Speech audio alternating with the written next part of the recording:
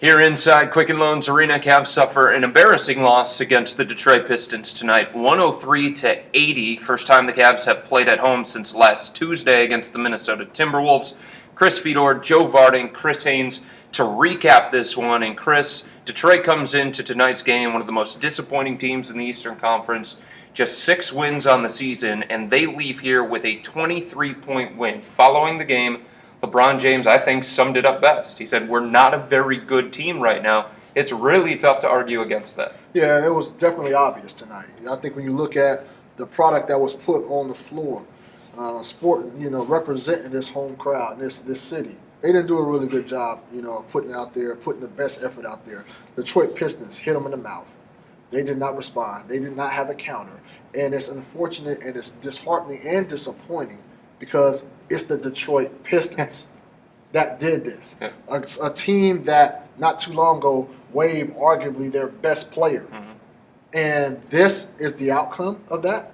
And yes, Kai's gone, Andy Varejão's gone. No excuse. Yeah, it's one thing for fans to accept, I guess. They have to accept a 20-point loss against a team like Atlanta, Joe, a playoff contending team. But this is the Detroit Pistons. Even the guys that were covering the Detroit Pistons that were here tonight covering the game said that there's no explanation for this kind of result against a team like Detroit. There really isn't an explanation for a game like tonight. And, you talked about LeBron summing it up. I thought it was more telling about the things that they aren't saying in that locker room than what they are. Because as you guys have mentioned, this is twice now. This is twice in less than 2 weeks that the Cavs have been absolutely run out of this gym.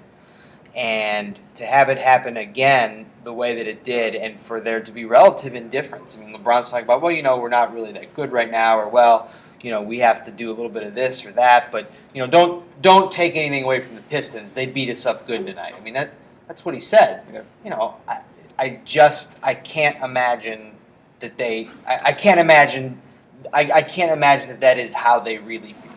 And if you notice, it's a little bit dark here on the screen because the Pistons shut the lights out, literally. Pistons came into tonight's game, Chris, 33% from three-point range. That's it. One of the worst teams from behind the arc this season in the NBA. They shoot 55%. LeBron James said that a lot of those shots were contested. I didn't see it that way. Did you? A lot of shots were contested after Detroit was already in the rhythm. Okay. And when you're in a rhythm already, when you're feeling it, it doesn't matter if the hands is in your face or not. Yeah. As long as you can see that basket, you're gonna have a good chance of getting in. The problem was they got in the rhythm. Brandon Jennings really set the tone for those guys in the third quarter. And what he did in that third quarter by scoring 15 points, he gave Detroit belief and a sense of hope, and they instilled faith that they can get this win and steal this win. And they didn't just steal it in a conventional fashion. They stole it with the Cavaliers watching their every moment and watching their every move.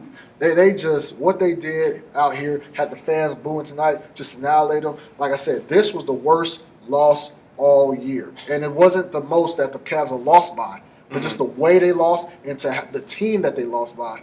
I had to say it personally, it's the worst loss all year. Okay, so at what point is this not just one loss in the month of December, in the first 30 games of the season? At what point do we start to say, well, there's something bigger here going on with the Cavs? Are we at that point yet? I think you could say there's something bigger because look at you just don't lose to 23 to the Detroit Pistons at home.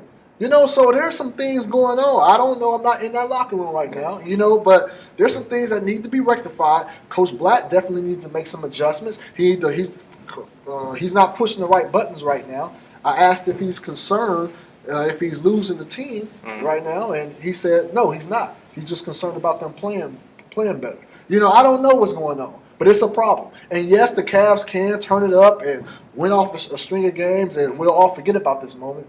But there's just too many ththings going on. Joe? Yeah, I just wonder how much longer we can all say that. I mean, when you talk privately about the Cavs, maybe you have them getting it together and going to the finals, or maybe you have them losing after so many rounds in the playoffs. But commonly we all say, well, at some point they're going to turn it around. They're going to be better. They're going to be a 2 or 3 seed.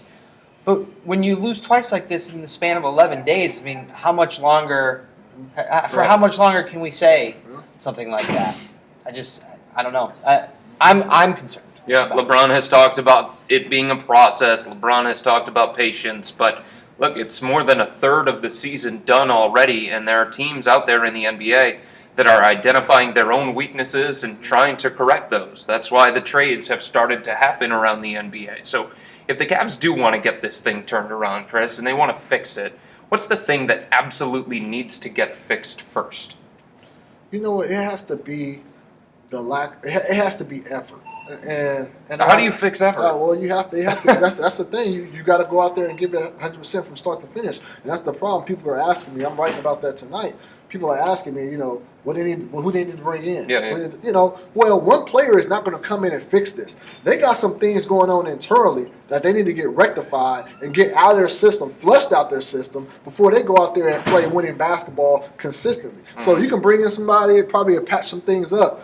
But man, you seeing guys throw their hands up when they're not getting the ball. Mm-hmm. You see guys, including LeBron James, not getting back on defense, constantly choosing to argue with the ref, or when they miss the layup, they just stand there for a couple seconds while they're getting back in track. There's a lot of things going on. All that stuff has to get flushed out before you think about trying to improve and advance. So I know it seems like I pick on this guy a lot, but tonight one of the funniest moments happened with Dion Waiters, all right?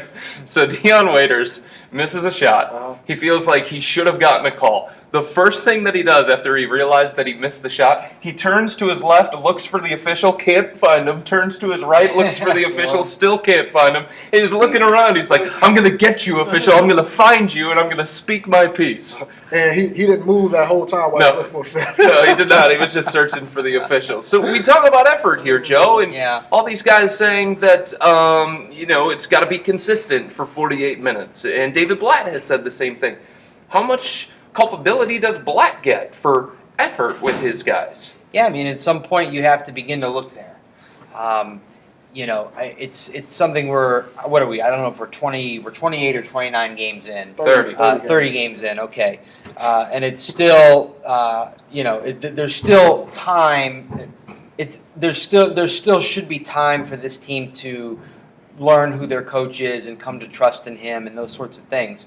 But we're this far down the road, and you get blown out twice, and both times it's because teams are essentially just shooting wide open threes because you're not getting back, because you're not putting in the effort.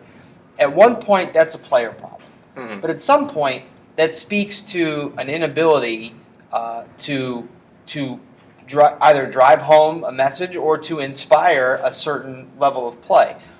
Like Chris said, he doesn't know exactly why this is happening. I'm not sure either. I don't understand why they have apparently decided that they don't want to buy into David Blatt. I don't know why that is. All I can tell you is I read the body language. I especially read LeBron's body language because that's what I'm paid to do, and it's not good. Yeah, I see indifference from him towards the coach, and you're a fool if you don't think that everyone else sees that and follows. I think there's some truth to what you're saying, Joe, and I think you're right on the money. One of the responsibilities of a coach is to get the best out of his players. And so many people, if you talk to NBA players, if you talk to people around the NBA, they say it's not necessarily about the X's and the O's and what kind of scheme you have and the system that you have. It's getting everybody to buy in. It's handling the different kinds of personalities in the locker room. There's no doubt about it. When you're coaching a guy guys like Kevin Love, LeBron James, and Kyrie Irving, X's and O's, you can throw those out the window because you got 3 top 10, top 12 players. You go out there and give them the ball, they're going to make something happen.